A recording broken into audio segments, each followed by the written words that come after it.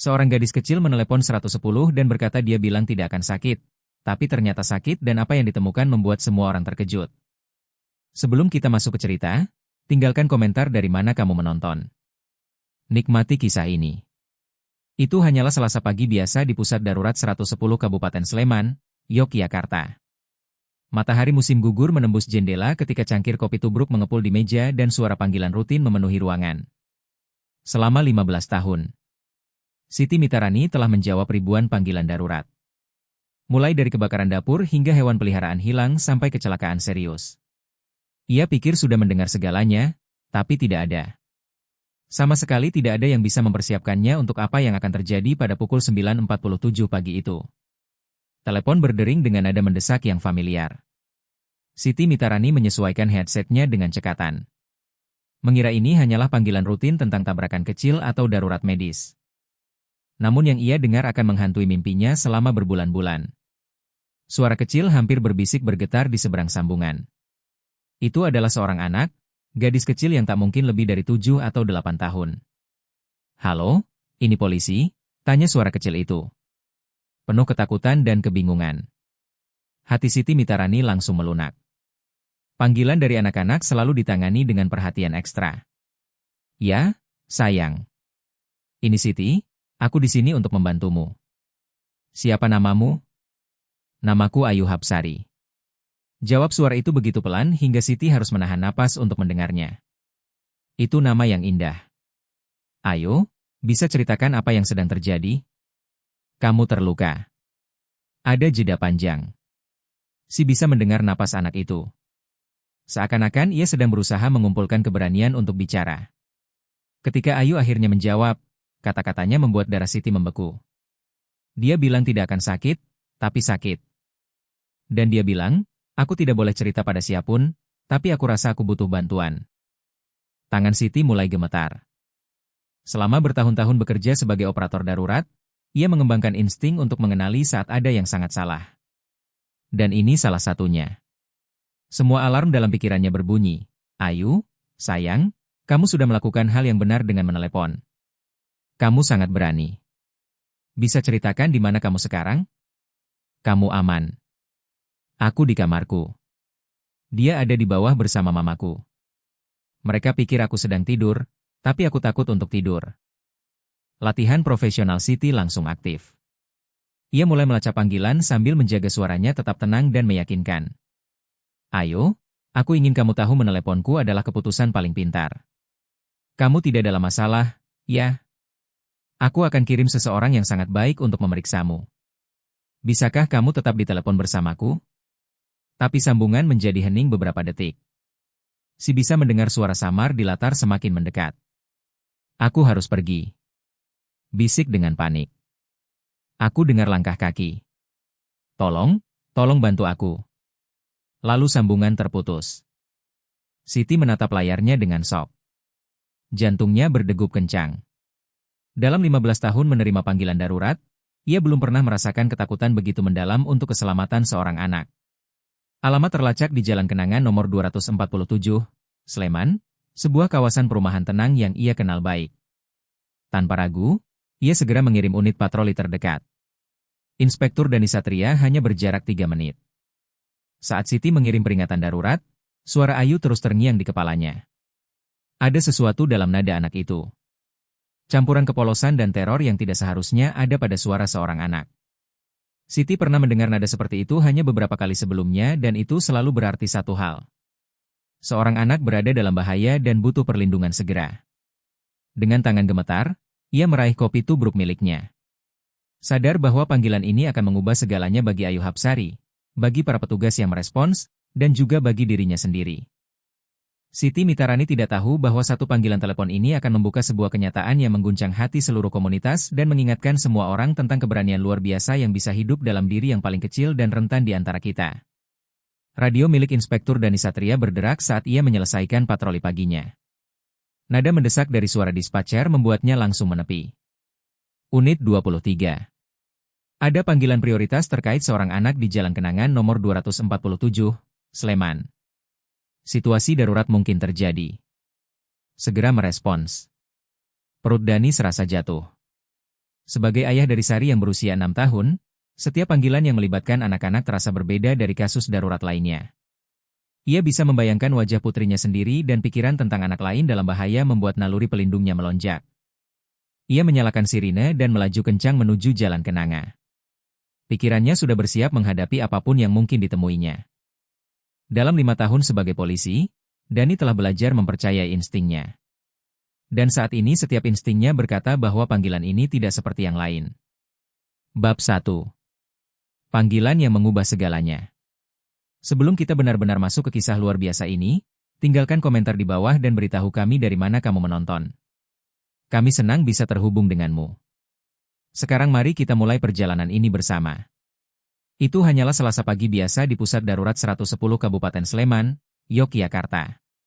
Matahari musim gugur menembus jendela, cangkir-cangkir kopi Jawa mengepul di meja, dan dengungan panggilan rutin memenuhi udara.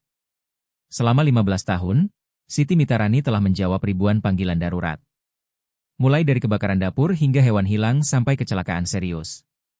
Ia pikir sudah mendengar segalanya, tapi tidak ada. Sama sekali tidak ada yang bisa mempersiapkannya pada apa yang akan terjadi pukul 9.47 pagi itu. Telepon berdering dengan nada mendesak yang familiar. Si menyesuaikan headsetnya dengan cekatan. Mengira ini panggilan rutin tentang tabrakan kecil atau darurat medis. Namun yang terdengar justru sesuatu yang akan menghantui mimpinya berbulan-bulan. Suara kecil hampir berbisik bergetar di seberang. Seorang anak gadis kecil tak lebih dari 7 atau 8 tahun. "Halo? Ini polisi?" tanya suara kecil itu. Penuh ketakutan dan kebingungan. Hati Siti langsung luluh. Panggilan dari anak-anak selalu ditangani dengan ekstra hati-hati. "Ya, sayang. Ini Siti. Aku di sini untuk menolongmu." "Siapa namamu?" "Namaku Ayu Hapsari." Jawab suara itu pelan sekali sampai Siti harus menahan napas untuk mendengarnya.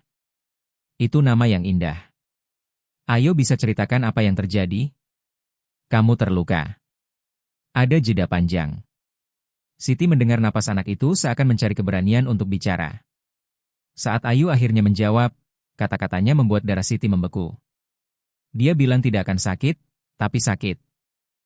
Dan dia bilang, "Aku tidak boleh cerita sama siapun, tapi aku rasa aku butuh bantuan."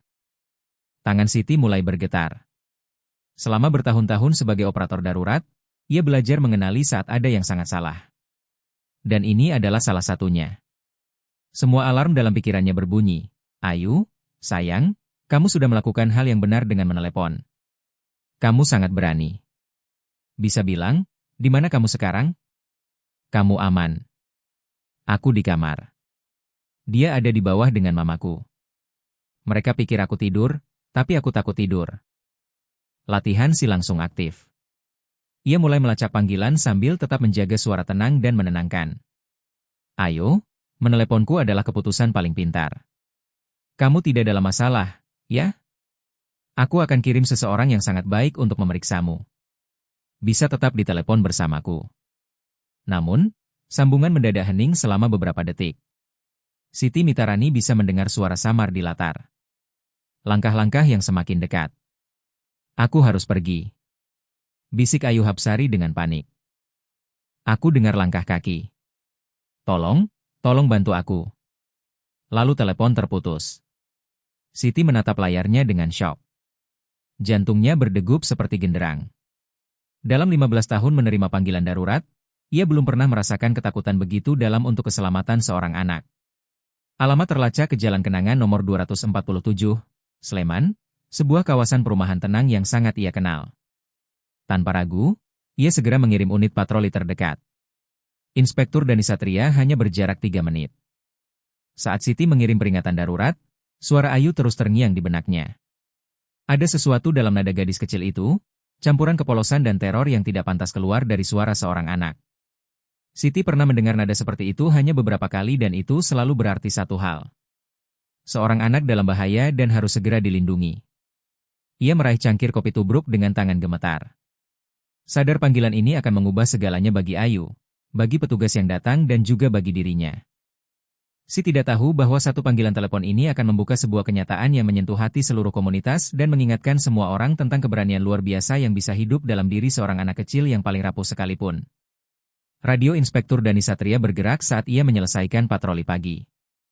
Nada mendesak dari dispatcher membuatnya langsung menepi. Unit 23. Ada panggilan prioritas terkait seorang anak di Jalan Kenangan nomor 247. Situasi darurat mungkin terjadi. Segera tanggapi. Perut Dani serasa jatuh. Sebagai ayah dari Sari yang berusia 6 tahun, setiap panggilan yang melibatkan anak-anak selalu terasa berbeda. Ia bisa membayangkan wajah putrinya sendiri dan pikiran tentang anak lain dalam bahaya membuat naluri pelindungnya melonjak. Ia menyalakan sirine dan melaju kencang menuju Jalan Kenanga. Pikirannya bersiap menghadapi apapun yang mungkin ia temukan. Dalam 5 tahun sebagai polisi, Dani telah belajar mempercayai instingnya. Dan kali ini setiap instingnya berkata bahwa panggilan ini tidak seperti yang lain. Keheningan setelah panggilan Lisna Hapsari terasa lebih lama dari seharusnya.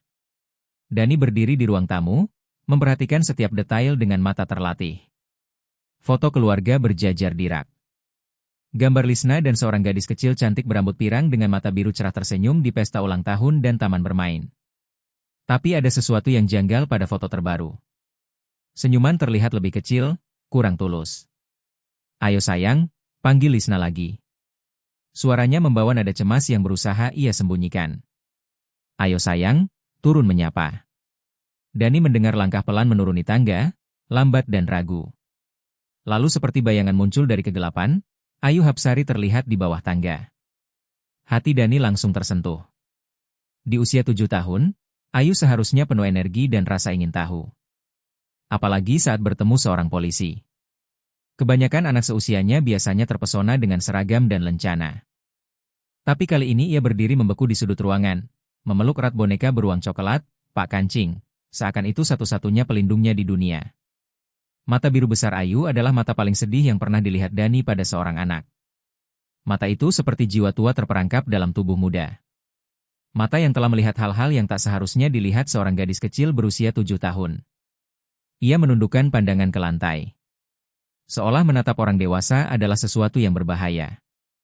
Halo, Ayu. Sapa Dani dengan suara paling lembut berjongkok agar sejajar dengan matanya. Aku Inspektur Dani Satria. Aku suka sekali bonekamu. Apa namanya? Ayu menatap sekejap lalu kembali menunduk. Suaranya hampir tak terdengar. Pak Kanceng, dia menjagaku. Tetap aman. Cara Ayu Hapsari mengatakannya membuat hati Inspektur Dani Satria hancur. Itu bukan imajinasi polos seorang anak yang berbicara tentang mainan favoritnya, tapi keyakinan seorang gadis kecil bahwa boneka beruang Pak Kancing benar-benar pelindungnya karena ia tidak merasa aman dimanapun. Luar biasa sekali kalau Pak Kancing selalu menjagamu dengan baik. Jawab Dani memperhatikan bagaimana tubuh Ayu semakin menciut ketika terdengar langkah dari arah dapur. Suara seorang pria terdengar riang. Lisna, semuanya baik-baik saja di luar. Semua baik, Budi. Jawab Lisna cepat. Tapi Dani menangkap bagaimana seluruh tubuhnya menegang saat mendengar suara itu. Budi Pratama masuk dengan senyum yang terlalu sempurna. Ia tinggi, berpakaian rapi, dan bergerak dengan percaya diri seperti seseorang yang terbiasa memikat situasi dengan pesonanya. Tapi Dani segera menyadari sesuatu yang membuat naluri pelindungnya menyala. Begitu Budi muncul, Ayu seakan berusaha menghilang sepenuhnya, menekan tubuhnya ke dinding dan memeluk Pak Kancing lebih erat lagi. Wah, halo, Pak Polisi, ucap Budi sambil mengulurkan tangan dengan mudah. Nama saya Budi Pratama. Semoga tidak ada masalah di lingkungan ini. Dani menjabat tangannya, meneliti wajah Budi dengan seksama, hanya menindaklanjuti panggilan yang kami terima. Pemeriksaan rutin untuk memastikan semua orang aman. Panggilan. Aneh sekali, kata Budi melirik pada Lisna dengan ekspresi yang tampak seperti perhatian, tapi lebih terasa seperti kendali. Pagi ini begitu damai, kan? Ayu. Saat Budi menatapnya, tubuh Ayu semakin menciut. Ia cepat mengangguk tapi tak bersuara. Ayu sedang kurang enak badan. Lanjut Budi mulus. Benar begitu, sayang. Itu sebabnya dia begitu pendiam akhir-akhir ini. Anak-anak kadang memang begitu. Kamu pasti paham. Dani memang paham soal anak-anak. Ia punya putri seumuran, Sari. Dan apa yang ia lihat ini bukan sekadar suasana hati atau penyakit. Ini adalah ketakutan. Ketakutan murni dan sunyi. Maaf kamu tidak enak badan. Ayo, ucap Dani lembut. Kadang kalau kita tidak merasa baik, bercerita bisa membantu. Ada yang ingin kamu sampaikan padaku. Mata Ayu langsung melirik cepat ke arah Budi, lalu ke ibunya, kemudian kembali ke lantai. Ia menggeleng begitu pelan. Lihat kan, kata Budi dengan senyum sempurna itu. Dia hanya lelah. Kami sudah merawatnya dengan sangat baik. Kan? Lisna. Lisna mengangguk. Tapi Dani bisa melihat pergulatan batin jelas di wajahnya. Sesuatu benar-benar salah di sini. Dan setiap insting yang ia miliki sebagai ayah dan polisi berteriak bahaya. Dari luar, rumah ini tampak sempurna dengan kotak bunga dan keset sambutan. Tapi di dalam dindingnya, Dani merasakan rahasia yang menebarkan bayangan di dunia seorang gadis kecil. Dan ia tidak akan pergi sampai menemukan cara untuk membawa cahaya kembali ke mata Ayu. Saat menatap anak berharga itu yang memeluk Pak Cing seperti tali penyelamat, Dani membuat janji dalam hati. Apapun yang membuat Ayu takut, apapun yang mencuri kebahagiaan masa kecilnya, ia akan menemukan cara untuk menolongnya. Karena setiap anak berhak merasa aman. Setiap anak berhak tersenyum tanpa rasa takut. Dani kembali berjongkok sejajar dengan mata Ayu, berbicara dengan nada lembut yang sama seperti saat ia bicara pada Sari. Ayu, pasti Pak Kancing sudah lama menemanimu. Apakah dia membantumu ketika kamu merasa takut? Genggaman Ayu pada boneka itu semakin kuat dan sesaat saja matanya bertemu dengan mata Dani.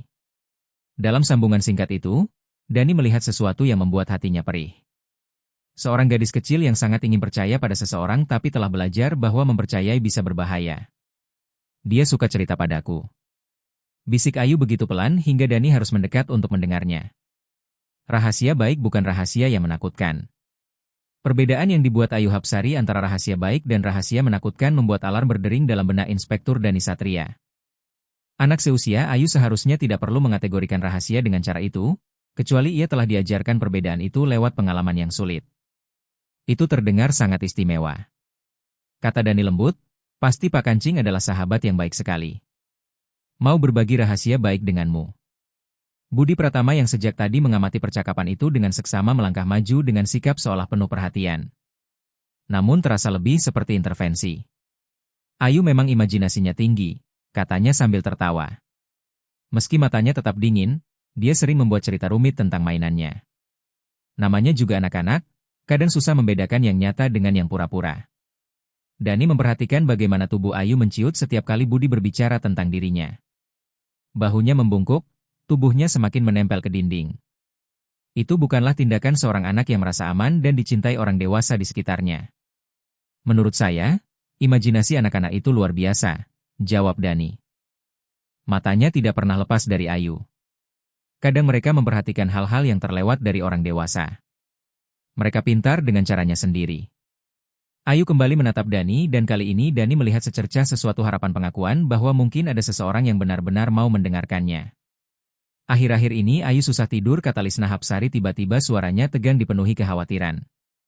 Dia sering bilang punya mimpi buruk tapi kami tidak tahu apa penyebabnya. Mimpi buruk bisa sangat menakutkan, ujar Dani berbicara langsung pada Ayu. Kamu ingat apa yang terjadi dalam mimpi itu? Sayang. Mata Ayu cepat melirik ke arah Budi lalu kembali pada Dani. Ia membuka mulut seakan hendak bicara lalu menutupnya lagi. Dani bisa melihat pergulatan batinnya. Seorang anak yang ingin berkata jujur tapi diajarkan bahwa bicara bisa mendatangkan konsekuensi. Dalam benak Ayu ia berpikir, Pak Kancing bilang aku harus cerita pada seseorang. Tapi bagaimana kalau sesuatu yang buruk terjadi? Bagaimana kalau mereka tidak percaya? Seperti kata Budi. Kadang mulai Ayu, suaranya hampir tak terdengar. Kadang dalam mimpiku ada seseorang masuk ke kamarku saat aku tidak mau. Lalu mereka bilang kita sedang bermain, tapi permainannya tidak menyenangkan. Rasanya salah.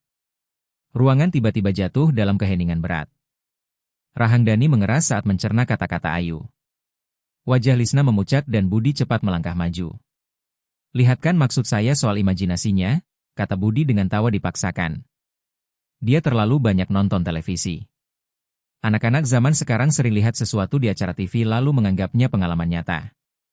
Tapi Dani memperhatikan wajah Ayu ketika Budi bicara dan ia melihat sesuatu yang mengonfirmasi ketakutan terburuknya.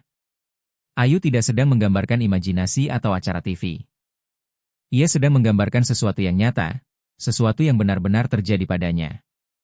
Dan ketakutan di matanya ketika Budi menolak kata-katanya benar-benar asli. Ayu, kata Dani, hati-hati, kalau kamu punya mimpi itu, pernahkah kamu mencoba cerita pada seseorang?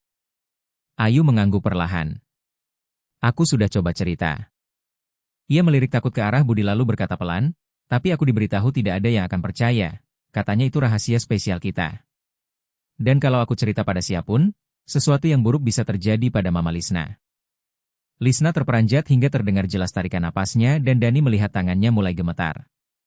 Potongan-potongan puzzle mulai tersusun dan gambarnya begitu memilukan. Topeng kesempurnaan Budi akhirnya retak sedikit. Ayo sayang. Kita sudah bicarakan kadang kamu mencampur aduk mimpi dengan kenyataan. Inspektur Dani tidak perlu dengar tentang mimpi burukmu. Tapi Dani sudah terlatih mengenali kapan seorang anak berkata jujur tentang sesuatu yang serius. Dan setiap serat dalam dirinya berteriak bahwa mimpi Ayu bukanlah mimpi sama sekali. Gadis kecil berharga ini sedang mencoba meminta pertolongan dengan satu-satunya cara yang ia tahu dengan menggambarkan kenyataan hidupnya seolah-olah itu adalah mimpi. Ayu Hapsari, kata Inspektur Dani Satria lembut. Kamu sangat berani sudah bercerita tentang mimpimu. Kadang cara terbaik untuk menghentikan mimpi buruk adalah dengan menceritakannya pada orang dewasa yang aman. Ayu menatapnya dengan mata bijak yang sedih dan berbisik. Apakah mimpi buruk itu benar-benar bisa berhenti? Aku yakin, jawab Dani dengan suara penuh tekad. Ada banyak orang yang ingin membantumu supaya mulai sekarang kamu hanya punya mimpi yang indah. Dani bisa merasakan suasana ruangan berubah seperti awan badai yang berkumpul sebelum petir menyambar. Pesona yang hati-hati dibangun Budi Pratama mulai retak dan lelaki di hadapannya menampakkan sisi jauh lebih licik daripada pacar ramah yang pura-pura ia perankan. Inspektur Dani, kata Budi dengan suara yang mulai terdengar tajam. Saya rasa Anda terlalu berlebihan menafsirkan imajinasi seorang anak. Ayu memang selalu sensitif kan, sayang? Saat Budi menatap langsung ke arah Ayu, sesuatu yang mengerikan terjadi. Gadis kecil itu seolah meringkuk dalam dirinya sendiri, makin kecil dan makin diam. Seakan tatapan matanya saja sudah cukup untuk membungkamnya. Dani pernah melihat reaksi ini sebelumnya dalam pekerjaannya. Respon seseorang yang telah belajar bahwa bicara akan mendatangkan akibat buruk. Sebenarnya, Budi Pratama, kata Dani hati-hati. Dari pengalamanku, anak-anak sering jauh lebih jujur tentang perasaan mereka daripada yang orang dewasa kira. Ayu terlihat anak yang sangat pintar. Senyum Budi semakin kaku, dipaksakan. Tentu dia pintar. Itu sebabnya dia kadang bingung membedakan apa yang dilihat di televisi dengan kenyataan anak-anak memang suka bercerita.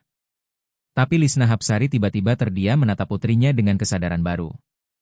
Dani bisa melihat roda pikirannya mulai berputar, menyambungkan titik-titik yang mungkin selama ini ia takut hubungkan.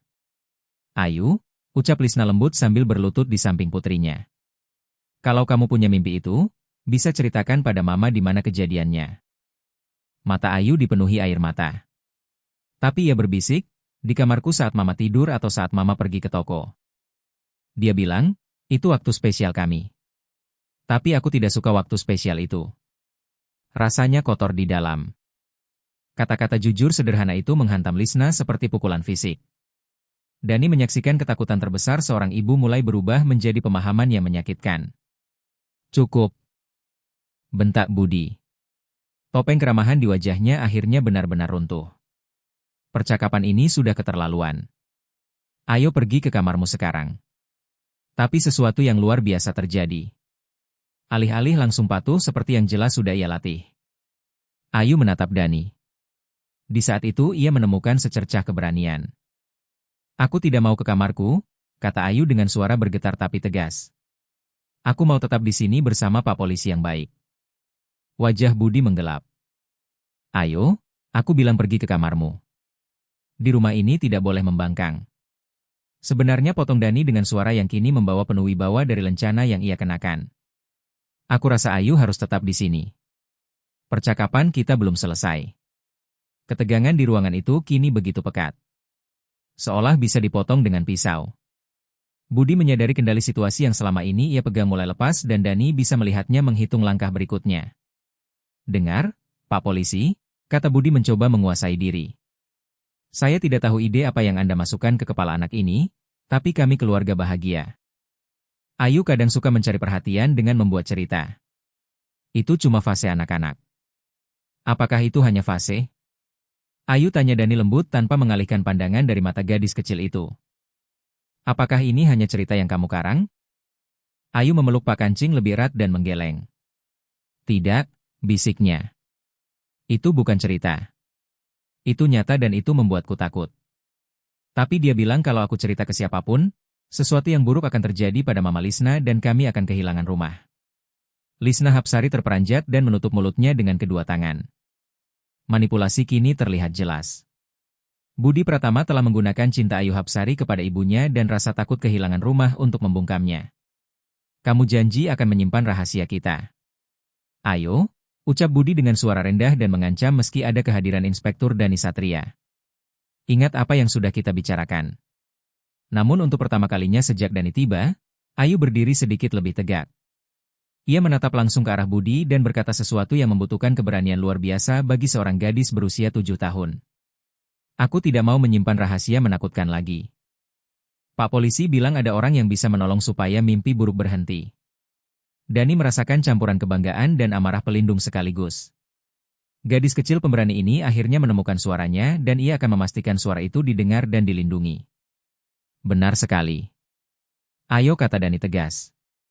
Dan aku janji mulai sekarang kamu tidak akan pernah harus menyimpan rahasia menakutkan lagi. Dunia yang hati-hati dibangun Budi runtuh di sekelilingnya dan semua orang di ruangan bisa merasakannya. Pertanyaannya sekarang adalah apa yang akan ia lakukan ketika terpojok? Kesunyian di ruangan begitu mencekam. Lisna menatap putrinya dengan air mata mengalir di wajahnya. Akhirnya melihat kebenaran yang selama ini terlalu takut ia akui. Tangannya bergetar saat ia meraih Ayu yang secara naluriah justru melangkah mendekat ke Dani. Ayu sayang. Bisik Lisna dengan suara pecah. Mama minta maaf. Mama seharusnya mendengarkanmu. Mama seharusnya melihat. Budi berdiri membeku, menyadari bahwa dunia kebohongan yang ia bangun dengan hati-hati kini hancur. Berbulan-bulan ia berhasil meyakinkan Lisna bahwa perubahan perilaku Ayu hanyalah fase, bahwa semuanya normal. Ia begitu piawai menjelaskan setiap tanda bahaya hingga Lisna menolak insting keibuannya sendiri. Ini konyol, kata Budi. Tapi suaranya tak lagi memiliki kepercayaan diri seperti beberapa menit sebelumnya. Kalian semua bereaksi berlebihan terhadap imajinasi seorang anak. Ayo, bilang pada mereka kalau kamu hanya mengarang cerita. Tapi Ayu, yang kini dikuatkan oleh kehadiran Dani dan air mata pengakuan ibunya menggeleng tegas. Tidak, Budi, aku tidak mengarang cerita dan aku tidak akan berbohong lagi.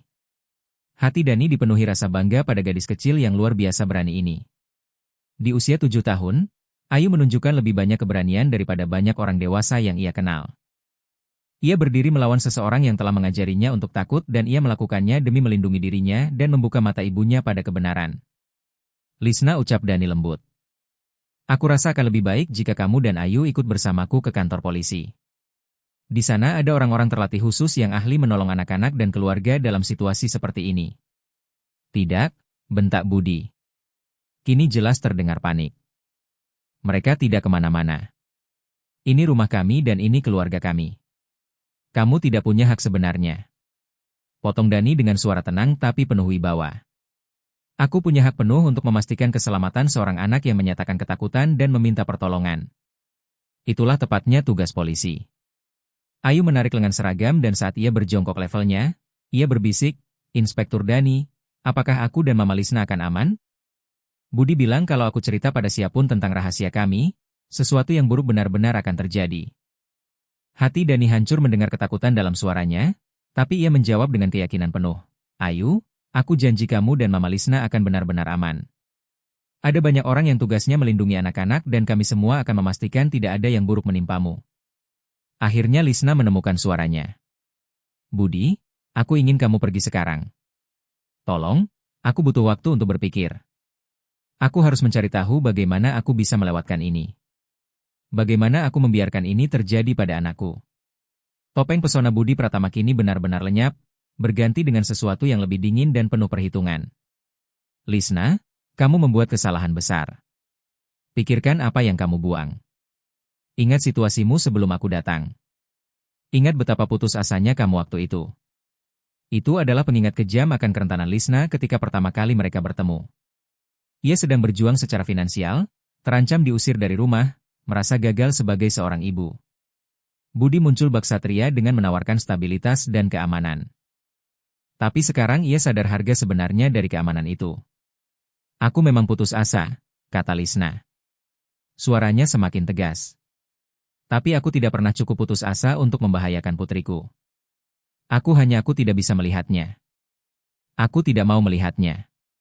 Inspektur Dani Satria bisa melihat bahwa Lisna sedang melalui proses menyakitkan menyadari bagaimana manipulasi itu bekerja.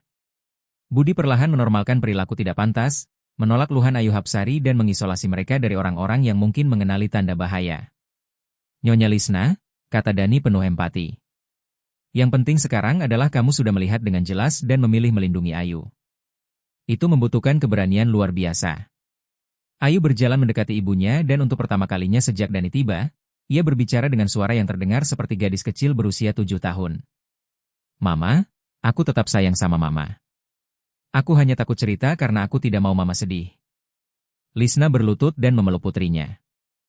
Keduanya menangis, tapi kali ini karena alasan berbeda. Lisna karena duka dan rasa bersalah.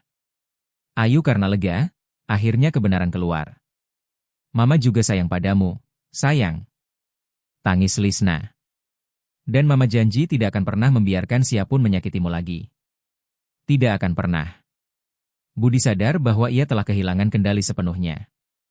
Ancaman, manipulasi, pesona. Tidak ada yang berhasil lagi. Ia menghadapi runtuhnya segalanya yang telah ia bangun. Dan Dani bisa melihat ia menimbang pilihannya. Ini belum selesai, kata Budi pelan. Tapi Dani siap menghadapi apapun yang terjadi selanjutnya. Saat Budi pergi meninggalkan rumah sambil membanting pintu, Dani segera memanggil bantuan dan meminta tim spesialis untuk membantu Ayu dan Lisna. Tapi tak seorang pun tahu bahwa percakapan mereka telah didengar oleh seseorang yang sudah lama khawatir dengan keluarga ini. Ibu Waljim, 67 tahun, tinggal di rumah sebelah dan sudah memperhatikan keluarga Hapsari dengan kecemasan sejak Budi pindah 3 bulan lalu. Sebagai nenek dari 4 cucu dan mantan guru sekolah, Ibu Waljim telah menghabiskan 40 tahun belajar mengenali tanda-tanda ketika anak-anak dalam masalah. Saat sedang merawat kebunnya, ia mendengar suara keras menembus dinding tipis. Ketika ia melihat Budi keluar rumah dengan wajah marah dan melihat mobil polisi masih terparkir di depan. Ia tahu sesuatu yang penting telah terjadi. Ia mengetuk pintu rumah Hapsari dengan lembut sambil membawa sepiring kue kering coklat andalannya yang sama dengan yang telah menghibur tak terhitung banyaknya murid selama karir mengajarnya. Dan ia membuka pintu dan Ibu Waljim melihat ke dalam. Melihat Lisna memeluk Ayu di sofa. Keduanya tampak lelah, tapi entah bagaimana terlihat lebih ringan daripada beberapa bulan terakhir. Saya Ibu Waljim dari sebelah, katanya ramah. Semoga saya tidak mengganggu, tapi saya ingin memastikan semua baik-baik saja. Saya sudah lama khawatir pada kalian. Lisna menatap dengan terkejut. Khawatir pada kami? Ibu Waljim melangkah masuk ruang tamu. Naluri keibuannya langsung tertuju pada Ayu. Halo, sayang. Ucapnya kepada Ayu dengan senyum hangat yang membuatnya dicintai murid-murid selama puluhan tahun. Saya sering melihatmu bermain di halaman dan saya selalu berharap kita bisa berteman.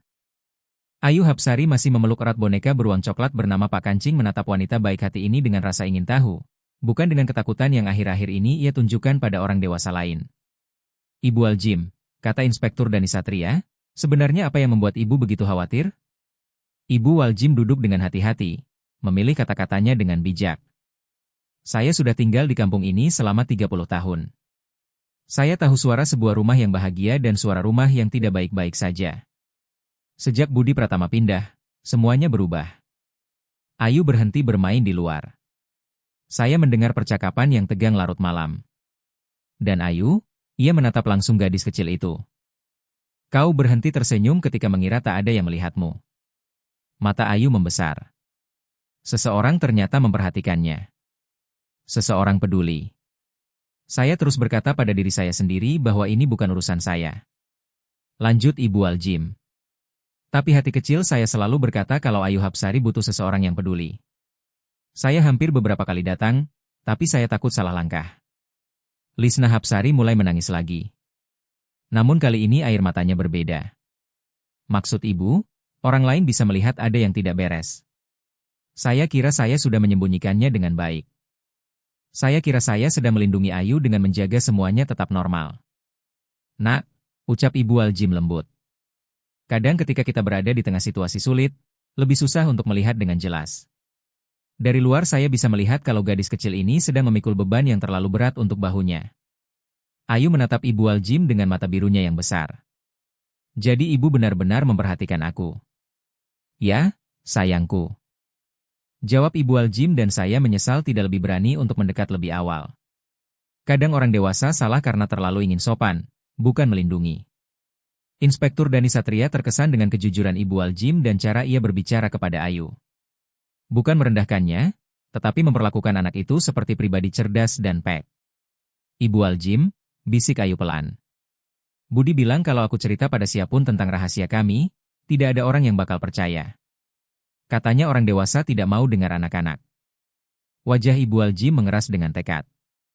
Nah, Ayu, biar saya katakan padamu itu sama sekali salah. Orang dewasa yang benar selalu mendengar anak-anak, terutama anak-anak berani sepertimu yang punya hal penting untuk disampaikan.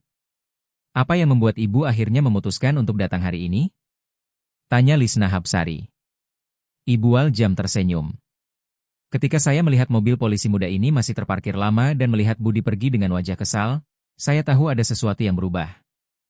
Saya berharap mungkin Ayu akhirnya menemukan orang yang tepat untuk mendengarkannya. Ayu berjalan mendekati Ibu Aljim dan mengejutkan semua orang dengan memanjat ke pangkuannya. Suara ibu indah, kata Ayu. Mirip suara nenekku sebelum beliau pergi ke surga. Mata Ibu Aljim berkaca-kaca saat ia membelai lembut rambut Ayu. Kalau begitu saya merasa terhormat bila bisa menjadi seperti nenek untukmu. Tentu saja kalau ibumu setuju. Lisna mengangguk penuh rasa syukur. Ayu sudah berbulan-bulan tidak percaya orang dewasa baru ini. Ini sungguh luar biasa. Inspektur Dani Satria menyaksikan pemandangan itu dengan harapan mendalam.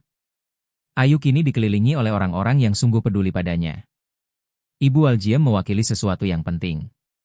Dukungan masyarakat yang dibutuhkan setiap keluarga, mata, dan telinga tambahan untuk menjaga anak-anak tetap aman. Ibu Aljim, kata Inspektur Dani Satria, maukah ibu tetap bersama Lisna dan Ayu sementara saya mengurus beberapa urusan resmi? Mereka pasti sangat butuh seorang teman sekarang. Saya tidak akan kemana-mana selain di sini, jawab Ibu Aljim tegas. Ayu, maukah kamu menemaniku membuat kopi hangat? Aku rasa ibumu butuh sesuatu yang menenangkan. Keesokan paginya, Inspektur Dani Satria kembali ke rumah keluarga Hapsari bersama Dr. Putri Evana. Seorang psikolog anak yang ahli membuat anak-anak merasa cukup aman untuk bercerita. Ibu Aljim tetap bermalam di sofa demi memastikan Ayu dan Lisna merasa terlindungi. Inspektur Dani Satria menemukan Ayu di dapur, duduk di meja bersama Ibu Aljim sibuk mewarnai gambar dengan penuh perhatian. Untuk pertama kalinya, sejak Inspektur Dani Satria mengenalnya, Ayu Hapsari terlihat seperti gadis kecil berusia 7 tahun pada umumnya. Bahunya tidak lagi membungkuk karena ketakutan dan ia bersenandung pelan untuk dirinya sendiri. Selamat pagi, Ayu, kata Inspektur Dani Satria lembut. Aku membawa seseorang yang sangat baik untuk bertemu denganmu. Ini Dr. Putri Evana, tapi kamu boleh memanggilnya Dr. Putri. Dia sangat pandai membantu anak-anak berbicara tentang hal-hal yang mungkin membingungkan atau menakutkan. Ayu menoleh dari gambar yang sedang ia warnai. Masih memeluk boneka beruang coklat bernama Pak Kancing. Tapi rasa penasarannya lebih kuat daripada rasa takutnya. Apakah dia dokter biasa? Tanyanya. Tidak persis. Jawab Dr. Putri Evana sambil tersenyum hangat. Duduk sejajar dengan Ayu. Aku dokter yang membantu perasaan agar sembuh. Bukan hanya tubuh. Dan aku sangat suka gambar indah yang kamu buat. Apakah itu rumahmu? Ayu mengangguk. Ya, ini rumahku. Tapi aku membuatnya berbeda. Lihat. Ia menunjuk dengan krayon ungu. Di gambarku ada warna-warna cerah di mana-mana dan tidak ada sudut gelap tempat hal-hal menakutkan bersembunyi. Pernyataan sederhana itu membuat semua orang di ruangan mengerti betapa dalamnya kehadiran Budi Pratama telah memengaruhi rasa aman gadis kecil ini di rumahnya sendiri. Itu cara yang luar biasa untuk membuat rumahmu terasa lebih baik. Kata Dr. Putri Evana. Ayo, aku ingin bertanya sesuatu. Inspektur Dani Satria memberitahuku bahwa kamu pernah menyebut tentang permainan yang tidak terasa menyenangkan. Bisakah kamu ceritakan? Tangan Ayu melambat. Lalu ia melirik ibunya yang duduk tak jauh dengan mata berlinang. Permainan itu seharusnya jadi rahasia kami, ucapnya pelan. Budi bilang semua ayah memainkan permainan ini dengan gadis spesial mereka. Dan aku beruntung karena dia memilihku jadi spesial. Dalam pikiran Ayu, ia menambahkan, tapi Pak Kancing selalu merasa sedih setelah permainan itu. Dan aku juga merasa sedih. Kenapa permainan spesial membuatku merasa buruk? Apa yang membuat permainan itu terasa tidak menyenangkan? Tanya Dokter Putri Evana lembut. Ayu meletakkan krayonnya dan memeluk Pak Kancing lebih erat. Permainan itu bikin perutku sakit. Dan Budi bilang, ini cara kita menunjukkan cinta. Tapi rasanya bukan seperti cinta yang ibuku berikan padaku. Rasanya salah. Seperti ketika seseorang bilang permen itu sehat, tapi sebenarnya membuatmu sakit. Dokter Putri Evana mengangguk penuh pengertian. Itu penjelasan yang sangat pintar. Ayo. Kadang tubuh dan hati kita tahu ketika ada sesuatu yang tidak benar. Meskipun orang lain bilang itu seharusnya baik-baik saja. Suara Ayu makin tegas. Dia bilang, kalau aku cerita pada siapapun tentang permainan kami, sesuatu yang buruk akan terjadi pada ibu. Katanya kami bisa kehilangan rumah dan itu akan jadi salahku. Lisna Hapsari tak lagi bisa menahan tangis. Oh, Ayu, sayang. Tidak ada yang salah padamu. Sama sekali tidak. Kamu hanya berusaha melindungi ibu, padahal seharusnya ibu yang melindungimu. Ayu menatap ibunya dengan mata bijak penuh kesedihan. Aku tahu sekarang, Bu. Ibu Aljim, Inspektur Dani Satria, dan Direktur Putri Evana semua bilang anak-anak tidak boleh menyimpan rahasia menakutkan hanya untuk melindungi orang dewasa. Hati Inspektur Dani Satria seakan hancur sekaligus sembuh mendengar itu. Gadis kecil yang luar biasa ini telah memikul beban berat, berusaha melindungi ibunya meski diyakinkan bahwa berkata jujur akan membawa bencana. Ayu, ucap Dokter Putri Evana. Kamu menunjukkan keberanian luar biasa dengan akhirnya berkata jujur meski kamu takut. Itu keberanian yang nyata. Apakah Budi akan kembali? Tanya Ayu. Nada takut muncul lagi. Inspektur Dani Satria berlutut di samping kursinya. Ayu. Ada hukum yang melindungi anak-anak dan banyak orang yang tugasnya memastikan anak-anak tetap aman. Budi tidak boleh kembali ke sini dan dia tidak boleh menghubungimu atau ibumu lagi. Tapi kalau dia mencoba, bisik Ayu. Ibu Walji meraih tangan kecil Ayu dengan tangannya yang keriput. Kalau dia mencoba, maka dia harus berhadapan denganku dulu. Dan percayalah sayang, meskipun aku tua, tapi aku keras seperti baja kalau menyangkut melindungi anak-anak. Ayu Hapsari benar-benar tersenyum mendengar itu. Senyum pertama yang pernah dilihat Inspektur Dani Satria darinya. Tahu tidak, kata Ayu mengambil lagi krayon ungu. Aku ingin menggambar lebih banyak hal bahagia di rumahku. Mungkin bunga-bunga di jendela dan pintu besar yang aman yang hanya membiarkan orang baik masuk. Saat Ayu kembali fokus mewarnai, Dokter Putri Evana menatap Inspektur Dani Satria dan Lisna Hapsari dengan mata penuh harapan. Gadis kecil ini sudah mulai sembuh, sudah mulai membayangkan dunia di mana ia merasa aman dan terlindungi. Jalan ke depan masih akan penuh tantangan. Tapi Ayu telah mengambil langkah terpenting. Ia menemukan suaranya dan menggunakannya untuk melukis masa depan yang lebih cerah. Malam itu setelah Ayu tertidur di kamar tamu rumah Ibu Aljim.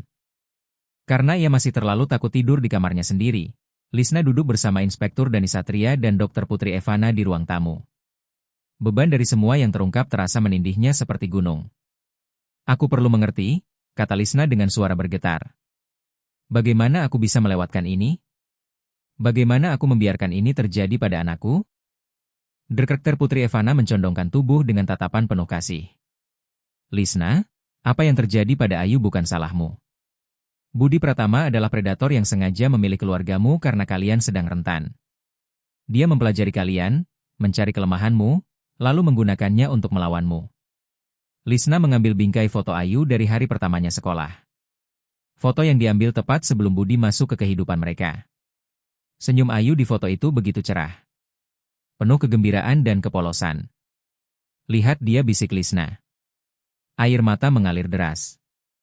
Lihat betapa bahagianya dia. Lalu lihat apa yang terjadi padanya. Dia berhenti bernyanyi di pagi hari. Berhenti memintaku membacakan dongeng sebelum tidur. Dia berhenti menjadi Ayu. Kapan pertama kali kau menyadari ada perubahan? Tanya Inspektur Dani Satria lembut. Lisna menutup mata, memaksa dirinya mengingat. Sekitar 6 minggu setelah Budi pindah, Ayu mulai mimpi buruk. Tapi dia meyakinkanku bahwa itu hanya proses penyesuaian dengan figur ayah di rumah. Saat Ayu jadi lebih pendiam, dia bilang itu tanda kedewasaan. Ketika Ayu tidak mau lagi mengundang teman-temannya, dia bilang Ayu sedang belajar lebih fokus pada keluarga. Polanya mulai jelas. Budi punya jawaban untuk setiap tanda bahaya dan Lisna begitu ingin percaya pada stabilitas yang ia tawarkan sampai ia menerima penjelasan-penjelasannya. Aku bekerja 2 pekerjaan sebelum Budi datang. Lanjut Lisna suaranya patah. Aku dan Ayu hampir kehilangan rumah ini. Aku sudah gagal dalam banyak hal. Ketika Budi menawarkan bantuan, ketika dia tanpa peduli pada kami berdua, aku pikir aku akhirnya memberi Ayu keluarga yang aman yang pantas ia dapatkan. Tapi pasti ada momen ketika kau curiga, bukan? Tanya Dokter Putri Evana. Hati-hati. Lisna mengangguk, tangannya bergetar sambil menggenggam foto. Ada satu malam sekitar 3 minggu lalu, aku pulang dari Cahang Tepoa dan Ayu duduk di sudut ruang tamu hanya menatap dinding. Saat kutanya apa yang salah, dia bilang dia bingung tentang cinta. Ketika aku mendesak, Budi cepat-cepat menyela dan bila mereka sedang bicara mendalam soal hubungan keluarga. Apa kata instingmu saat itu? Tanya Inspektur Dani Satria bahwa ada sesuatu yang salah, akuinya. Tapi Budi membuatku merasa seperti aku hanya paranoid, seolah aku mencari masalah yang tidak ada. Dia bilang, Ayu hanya sedang beradaptasi punya ayah untuk pertama kali dan aku seharusnya percaya pada pengalamannya dengan anak-anak. Lisna berdiri dan berjalan ke jendela menatap ke arah rumah Ibu Jim. Tempat putrinya akhirnya bisa tidur dengan tenang. Yang paling menyakitkan, katanya hampir berbisik, adalah ada bagian dari diriku yang sebenarnya tahu. Jauh di dalam, naluri seorang ibu terus berteriak bahwa ada yang salah. Tapi aku begitu takut sendirian lagi. Begitu takut kehilangan rumah ini sampai aku meyakinkan diriku sendiri bahwa aku hanya berhalusinasi. Suara Dokter Putri Evana penuh pengertian. Lisna. Para predator sering menargetkan ibu tunggal karena mereka tahu ketakutan itu. Budi Pratama menggunakan cintamu pada Ayu melawanmu. Dia membuatmu percaya bahwa tetap bersamanya berarti melindungi Ayu. Padahal meninggalkannya adalah satu-satunya cara untuk benar-benar melindunginya. Bagaimana aku bisa hidup dengan ini? Tanya Lisna berbalik dengan wajah penuh penderitaan. Bagaimana aku bisa hidup dengan mengetahui bahwa rasa takutku menjadi miskin justru membahayakan putriku? Bagaimana aku bisa menatap matanya? Tahu bahwa aku memilih rasa aman untuk diriku sendiri daripada keselamatan anakku. Inspektur Dani Satria berdiri dan meletakkan tangan menenangkan di bahunya. Kau bisa hidup dengan melanjutkan apa yang kau lakukan sekarang. Mam Ayu. Kau menghadapi kebenaran. Tak peduli betapa menyakitkannya, kau sedang memberinya pertolongan dan kau juga memberi dirimu sendiri kesempatan untuk memahami bagaimana ini bisa terjadi. Tapi bagaimana jika dia tidak pernah mempercayaiku lagi? Isak Lisna. Bagaimana jika dia tidak pernah memaafkanku karena tidak melindunginya? Saat itu terdengar langkah pelan di tangga. Ayu Hapsari muncul di ambang pintu, memeluk boneka beruang coklat bernama Pak Kancing dan mengenakan kaos besar milik Ibu Aljim sebagai pi, katanya pelan. Aku dengar ibu menangis. Apakah ibu sedih karena aku? Lisna segera berlutut dan membuka pelukannya. Ayu berlari ke arahnya dan ibu serta anak itu berpelukan sambil menangis bersama. Aku tidak sedih karena kamu, sayang, bisik Lisna di rambut putrinya. Aku sedih karena aku tidak melindungimu seperti seharusnya seorang ibu dan aku sangat-sangat menyesal. Ayu menarik diri sedikit dan menatap mata ibunya. Ibu, aku tidak mau ibu sedih. Apa yang terjadi bukan salah ibu. Budi berbohong pada kita berdua. Dokter Putri Evana bilang kadang orang jahat sangat pandai menipu orang dewasa juga. Kebijaksanaan dan pengampunan dalam suara gadis kecil berusia 7 tahun itu membuat semua orang terdiam. Aku masih mencintaimu, ibu, kata Ayu sederhana. Dan sekarang kita berdua tahu kebenarannya, jadi kita bisa saling menjaga. Teh hari telah berlalu sejak panggilan berani Ayu. Tapi Siti Mitarani tidak bisa berhenti memikirkan suara gadis kecil itu. Setiap kali ia menutup mata, ia mendengar bisikan lirihnya. Dia bilang ini tidak akan sakit, tapi ternyata sakit. Si telah bekerja sebagai operator darurat 110 selama 15 tahun dan ia sudah terbiasa meninggalkan pekerjaannya di kantor. Tapi kasus ini berbeda. Kasus ini mengikutinya pulang, masuk ke mimpinya, masuk ke hatinya. Ia duduk di meja dapurnya pukul 2 dini hari. Dikelilingi berkas-berkas lama dan penelitian tentang anak-anak dalam bahaya. Suaminya Mukhlis menemukannya di sana dengan laptop masih terbuka dan secangkir kopi tubruk yang sudah dingin di sampingnya.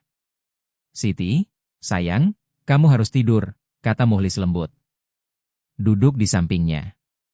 "Kamu sudah meneliti tanpa henti sejak Selasa." "Aku tidak bisa berhenti memikirkannya, Melis," ucap Siti. Matanya merah karena lelah dan emosional. "Gadis kecil itu meneleponku minta tolong dan aku hampir menganggapnya panggilan rutin biasa. Bagaimana kalau aku tidak cukup cepat melacak alamatnya? Bagaimana kalau dia tidak cukup berani untuk menelepon kembali?" Mukhlis menatap kertas-kertas berserakan di meja, artikel tentang tanda-tanda anak dalam bahaya, statistik kasus yang tidak dilaporkan, materi pelatihan operator darurat. "Tapi dia menelepon," kata Mukhlis mengingatkan, "dan kamu menolongnya. Inspektur Dani Satria sudah bilang padamu kalau Ayu sekarang aman." Siti mengangguk, tapi wajahnya tetap gelisah. "Itu dia masalahnya. Berapa banyak anak lain di luar sana yang ingin menelepon minta tolong tapi terlalu takut untuk mengangkat telepon? Berapa banyak suara seperti Ayu yang sudah terlewatkan selama ini? Beban kemungkinan itu membuatnya tidak bisa tidur malam-malam." Keesokan paginya, Siti Mitarani datang ke tempat kerja dengan semangat baru. Ia menghampiri atasannya, Kapten Ridwan, dengan sebuah usulan yang sudah berhari-hari terbentuk di benaknya. "Kapten Ridwan, saya ingin memulai sebuah program khusus," kata Siti Mitarani menyebarkan hasil penelitiannya di meja kerjanya. "Saya membaca bahwa anak-anak berkomunikasi dengan cara berbeda ketika mereka dalam masalah. Mereka menggunakan kata sandi. Mereka bicara dengan teka-teki. Mereka menyebut permainan dan rahasia, bukan mengatakan langsung apa yang sebenarnya terjadi." Kapten Ridwan meneliti dokumen-dokumen itu dengan penuh minat. "Program seperti apa yang kamu pikirkan?" "Pelatihan. Pelatihan khusus untuk semua operator kami agar bisa mengenali ketika anak-anak sebenarnya sedang meminta bantuan dengan cara yang orang dewasa mungkin tidak langsung pahami." Ayu Hapsari meneleponku dan berkata, "Dia bilang tidak akan sakit, tapi ternyata sakit. Kalau aku tidak punya insting yang baik hari itu, aku bisa saja melewatkan maksud sebenarnya." Itu ide yang sangat menarik. "Siti, pelatihan seperti apa yang kamu bayangkan?" Si sudah jelas memikirkannya matang-matang. "Kita bisa mengundang psikolog anak, polisi yang khusus melindungi anak, bahkan beberapa orang dewasa pemberani yang bersedia berbagi pengalaman masa kecil mereka. Kita belajar mendengarkan sinyal-sinyal yang dikirim anak-anak saat mereka ketakutan tapi tidak bisa mengatakan secara jelas apa yang salah." Kapten Ridwan terkesan dengan semangat dan ketelitian Siti. "Kamu tahu, Siti, mari kita lakukan. Kita wujudkan ini." Sementara itu, di seberang kota, Inspektur Dani Satria bekerja sama dengan Detektif Maya Santoso untuk menyelidiki latar belakang Budi Pratama lebih dalam. Apa yang mereka temukan sangat mengganggu. "Dani," kata Detektif Maya Santoso menatap layar komputernya. "Kamu harus melihat ini. Budi Pratama pernah tinggal di 4 provinsi berbeda dalam 8 tahun terakhir dan di setiap lokasi dia menjalin hubungan dengan seorang ibu tunggal yang memiliki anak kecil." Perut Inspektur Dani Satria terasa mual. "Tolong katakan kita tidak sedang melihat pola di sini." "Sayangnya memang begitu. Saya sudah menghubungi kepolisian di Sulawesi Selatan, Jawa Tengah, dan Sumatera Barat. Di setiap kasus, Budi tinggal bersama keluarga selama 3 hingga 6 bulan sebelum sesuatu terjadi yang membuatnya tiba-tiba pergi." "Sesuatu seperti apa?" Detektif Maya Santoso membuka lebih banyak berkas. Di Sulawesi Selatan, seorang ibu melihat putrinya yang berusia 5 tahun mulai menarik diri dan ketakutan. Saat dia mulai bertanya-tanya, Budi menghilang begitu saja. Di Jawa Tengah, seorang tetangga melaporkan perilaku aneh. Tapi saat polisi menyelidiki, Budi sudah pergi. Di Sumatera Barat, seorang guru BK menjadi curiga dan menghubungi pihak berwenang. Tapi sekali lagi, Budi lenyap sebelum bisa diwawancarai. Inspektur Dani Satria menyadari kebenaran yang mengerikan. Dia sudah pernah melakukan ini sebelumnya. Ayu bukan korban pertamanya. Benar. Dan yang lebih buruk, karena dia selalu menghilang sebelum ada dakwaan resmi dan karena anak-anak terlalu muda atau terlalu trauma untuk memberi kesaksian rinci, dia tidak pernah ditangkap sampai sekarang, kata Inspektur Dani Satria dengan penuh tekad. Ayu lebih berani daripada anak-anak lain dan kali ini dia tidak sempat lari. Detektif Maya Santoso mengangguk, kita harus menghubungi keluarga-keluarga itu. Beberapa anak mereka sekarang sudah lebih besar. Mungkin siap bicara tentang apa yang mereka alami. Keberanian Ayu bisa memberi mereka kekuatan untuk maju juga. Saat Siti mengerjakan program pelatihannya dan Inspektur Dani Satria menyelidiki masa lalu Budi, tak seorang pun menyadari bahwa panggilan sederhana dan berani dari Ayu Hapsari akan menjadi kunci yang membuka jalan menuju keadilan. Bukan hanya untuknya, tapi juga untuk anak-anak lain yang terlalu takut untuk berbicara. Kadang hanya perlu satu suara kecil yang berkata jujur untuk memberi izin kepada suara-suara lain ikut bersuara. Bisikan lirih Ayu kini menjadi sebuah simfoni keberanian yang bergema jauh melampaui jalan kenangano. 247, Sleman Detektif Maya Santoso duduk di kantornya menatap dinding yang penuh dengan foto, dokumen, dan peta yang dihubungkan dengan benang merah.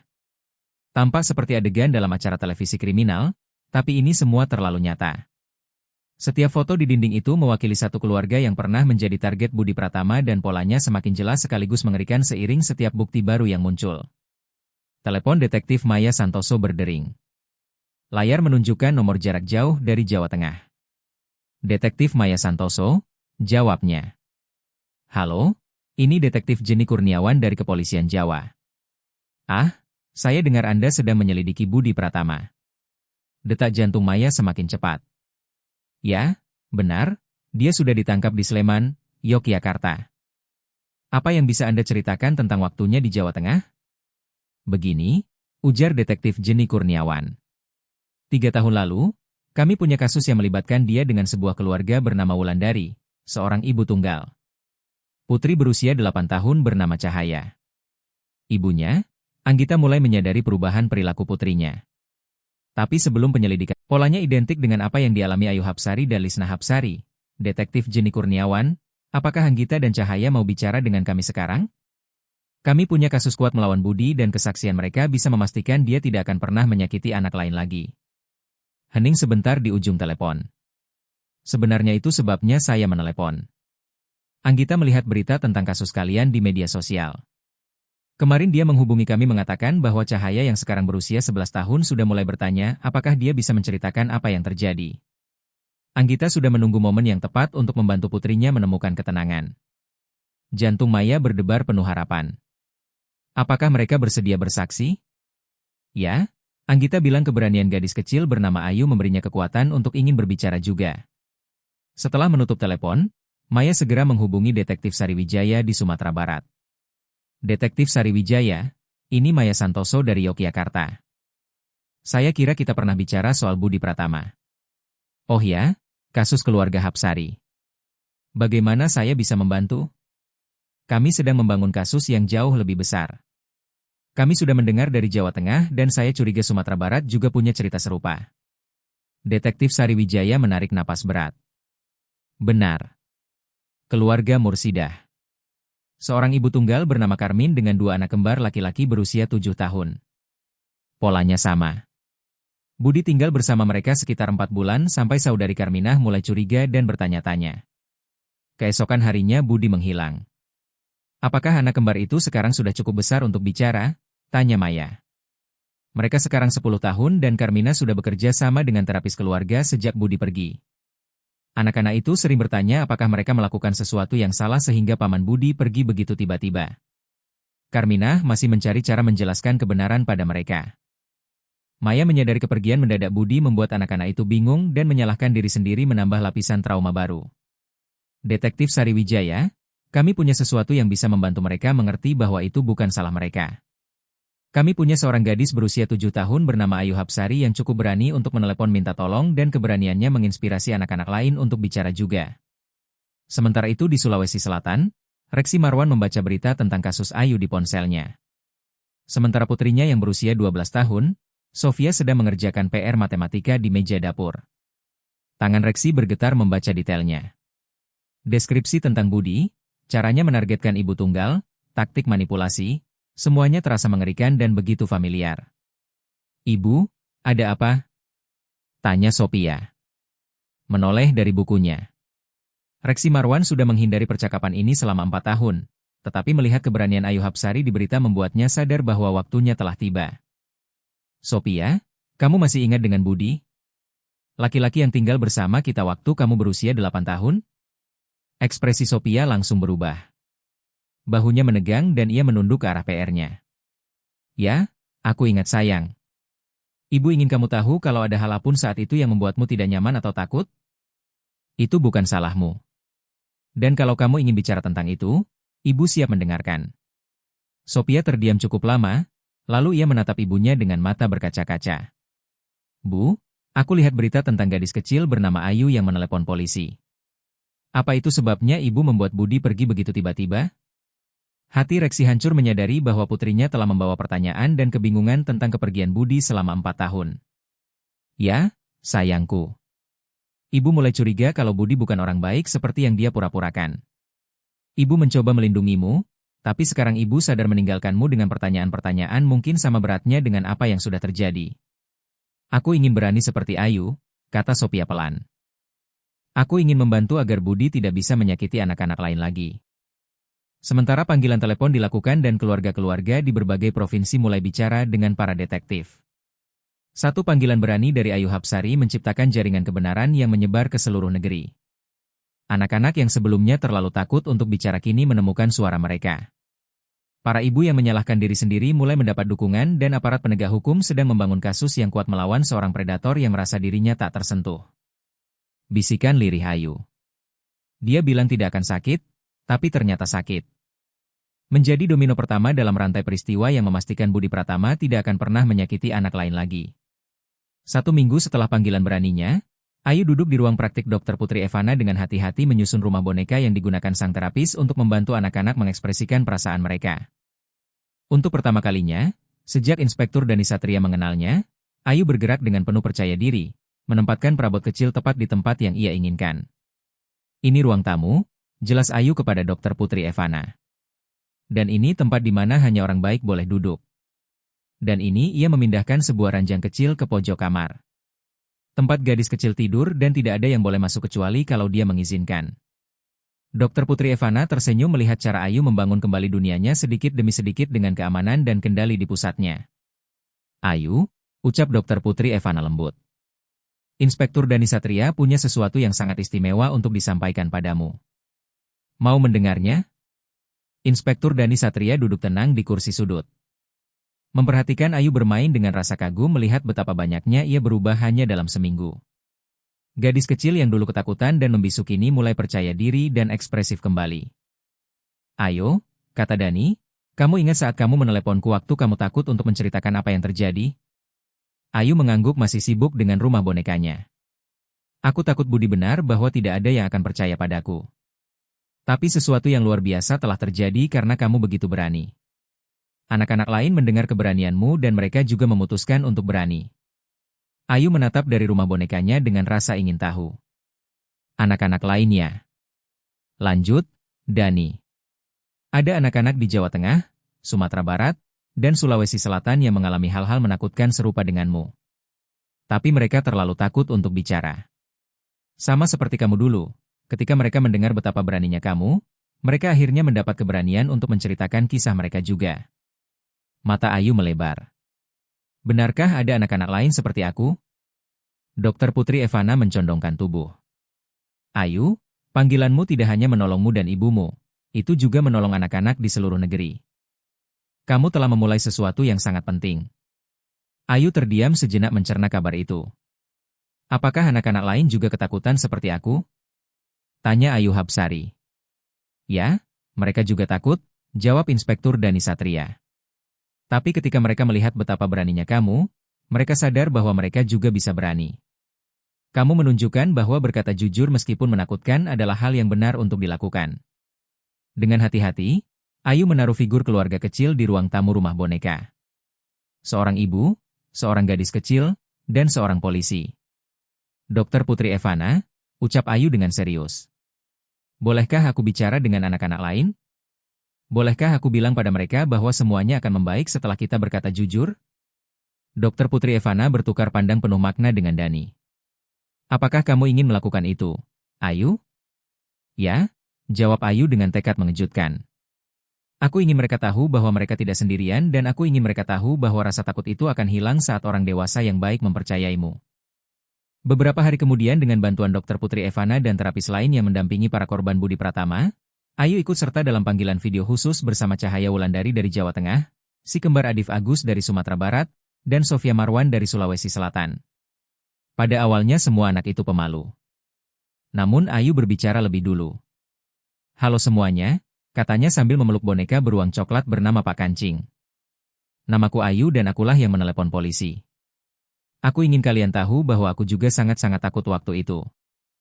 Satu persatu anak-anak lain mulai berbagi pengalaman mereka. Mereka bercerita tentang rasa bingung, tentang dipaksa menyimpan rahasia, tentang bertanya-tanya apakah semua itu salah mereka. "Itu bukan salah kita," kata Ayu tegas. Suaranya terdengar bijak melebihi usianya. "Budi berbohong pada kita semua. Dia bilang tidak ada yang akan percaya padaku. Tapi itu juga bohong. Banyak orang percaya padaku dan mereka juga percaya pada kalian." Cahaya yang kini berusia 11 tahun bersuara. "Ayo.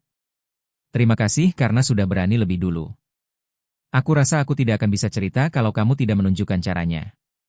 "Kita semua sekarang berani," balas Ayu.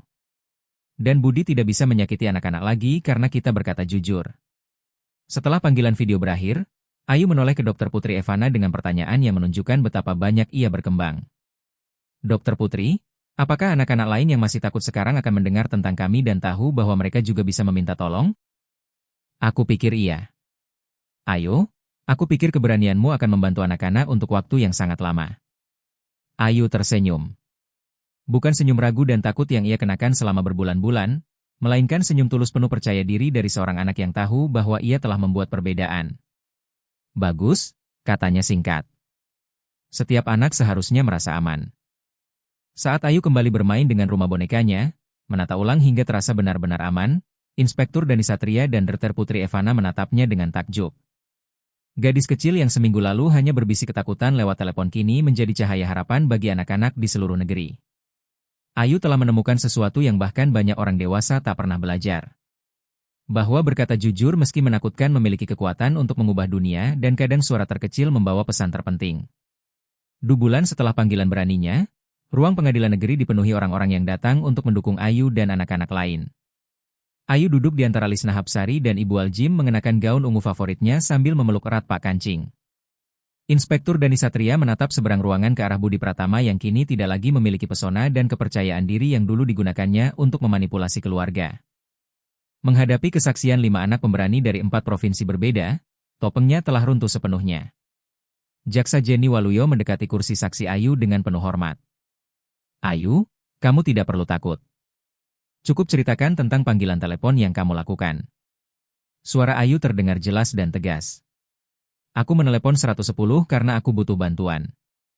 Budi Pratama melakukan hal-hal yang membuatku takut dan bingung dan dia bilang tidak ada yang akan percaya padaku. Tapi Inspektur Dani Satria langsung percaya padaku." "Apa yang memberimu keberanian untuk melakukan panggilan itu?"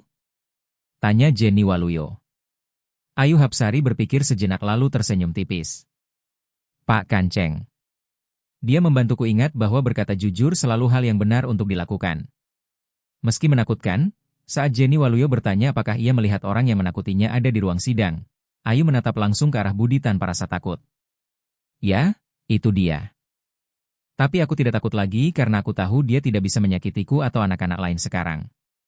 Pengacara Budi mencoba menyarankan bahwa Ayu bingung atau dipengaruhi orang dewasa, tapi jawaban Ayu yang jernih dan jujur tidak pernah goyah. Saat cahaya Wulandari, si kembar Adit Agus dan Sofia Marwan bersaksi lewat video. Cerita mereka menciptakan pola kebenaran yang tak terbantahkan. Setelah 3 hari persidangan, juri hanya butuh 2 jam untuk mencapai putusan. Budi Pratama dinyatakan bersalah atas semua tuduhan. Ia akan menghabiskan 20 tahun berikutnya di penjara negara. Memastikan ia tidak pernah lagi menargetkan keluarga lain. Saat Hakim Imam Syafi'i membacakan putusan, Ayu menggenggam erat Pak Kancing dan berbisik, "Kita berhasil. Kita menjaga anak-anak lain tetap aman." Bulan kemudian, hidup Ayu berubah total. Ia kembali menjadi gadis kecil berusia 7 tahun yang ceria dan penuh rasa ingin tahu seperti seharusnya. Ia tertawa lepas, bertanya tanpa henti, dan sudah memiliki 3 teman baru di sekolah. Lisna Hapsari menyelesaikan terapi dan mendapat pekerjaan baru di sebuah organisasi nirlaba yang membantu keluarga dalam krisis. "Aku ingin membantu para ibu lain mempercayai naluri mereka," katanya kepada Dani. "Aku ingin mereka tahu bahwa tidak pernah terlambat untuk memilih keselamatan anak-anak mereka." Ibu Aljiem resmi menjadi nenek kehormatan Ayu, mengajarinya membuat kue nastar dan merawat kebun. Rumah mereka dihubungkan oleh jalan setapak kecil di halaman belakang. Dan hampir setiap sore setelah sekolah, Ayu berada di dapur Ibu Alji mengerjakan PR sambil bercerita tentang harinya. Program pelatihan yang digagas Siti Mitarani telah diterapkan di Pusat Darurat 110 di seluruh Yogyakarta dengan rencana diperluas ke seluruh negeri. Ia menerima surat dari operator di provinsi lain yang menceritakan kisah anak-anak yang bisa mereka tolong berkat pelatihan baru itu. "Ayo, panggilanmu masih menolong anak-anak setiap hari," kata Si saat berkunjung. Operator di mana-mana sekarang tahu cara mendengarkan cara khusus anak-anak meminta bantuan. Dokter Putri Evana tetap mendampingi Ayu, tetapi sesi mereka kini berfokus pada membangun kepercayaan diri, bukan menyembuhkan trauma. "Ayu, kamu sudah menjadi salah satu orang paling kuat yang kukenal. Apa yang kamu lakukan adalah kepahlawanan sejati." Inspektur Dani Satria dipromosikan dan kini memimpin unit khusus perlindungan anak. Di dinding kantornya tergantung gambar buatan Ayu. Seorang polisi membantu seorang gadis kecil dengan tulisan ungu krayon. "Terima kasih sudah percaya padaku." Kisah Ayu bahkan dimuat dalam program keselamatan anak yang mengajarkan tentang perbedaan rahasia baik dan rahasia menakutkan serta bagaimana mengenali orang dewasa terpercaya yang akan selalu mendengarkan. Namun perubahan terpenting justru yang paling sederhana. Ayu merasa aman. Ia tidur nyenyak di kamarnya sendiri, bermain bebas di halaman rumah, dan sepenuhnya mempercayai orang dewasa di sekelilingnya. 1 tahun setelah panggilan teleponnya, Ayu Hapsari berdiri di depan sekelompok polisi, pekerja sosial, dan para pegiat perlindungan anak yang berkumpul untuk belajar dari kasusnya. Di usia 8 tahun, ia telah menjadi pahlawan secara tidak sengaja. Namun, ia mengenakan gelar itu dengan kerendahan hati yang anggun. "Waktu aku menelepon 110, kata Ayu memeluk erat boneka beruang coklat bernama Pak Kancing dan berbicara ke mikrofon. "Aku benar-benar takut. Tapi aku belajar bahwa ketika anak-anak berkata jujur, hal-hal luar biasa bisa terjadi." Ia berhenti sejenak dan menatap sekeliling ruangan. 5 anak menemukan suara mereka karena aku menemukan suaraku lebih dulu dan sekarang Budi Pratama tidak bisa menyakiti siapapun lagi. Itu membuat hatiku terasa sangat baik. Ruangan itu hening total. Banyak yang menyeka air mata saat mendengarkan gadis kecil luar biasa ini. Aku ingin anak-anak lain tahu bahwa jika ada sesuatu yang membuat mereka takut atau tidak nyaman, mereka harus menceritakannya pada orang dewasa yang mereka percaya. Dan kalau orang dewasa itu tidak percaya, mereka harus cerita lagi pada orang dewasa lain dan lagi sampai ada yang mendengarkan. Kata-kata terakhir Ayu bergema di ruangan itu dengan kekuatan kebenaran yang mutlak. Setiap anak berhak merasa aman dan dicintai. Dan kadang satu suara kecil yang berani bicara bisa mengubah segalanya. Setelah presentasi, Ayu kembali menjadi anak 8 tahun biasa, bermain dengan teman-temannya dan membantu Ibu Alji Gym di kebun. Tapi dampaknya terus meluas. Yayasan Ayu Hapsari didirikan untuk melatih para profesional, mengenali tanda-tanda anak dalam kesulitan. Program pelatihan Siti Mitarani untuk operator darurat diadopsi di seluruh 50 provinsi. Unit khusus Inspektur Dani Satria menjadi model bagi kepolisian di seluruh negeri. Yang terpenting anak-anak di mana-mana belajar pelajaran dari Ayu bahwa suara mereka penting, bahwa kebenaran punya kekuatan, dan bahwa selalu ada orang dewasa yang siap mempercayai mereka dan menjaga mereka tetap aman. Saat Ayu meniup lilin di kue ulang tahunnya yang keesem dikelilingi orang-orang yang mencintai dan melindunginya, ia membuat sebuah harapan bukan untuk dirinya sendiri, melainkan agar setiap anak di dunia bisa merasa seaman sebahagia dirinya saat itu. Kisahnya membuktikan bahwa kadang suara terkecil membawa pesan paling penting dan satu momen keberanian bisa menerangi kegelapan bagi banyak orang.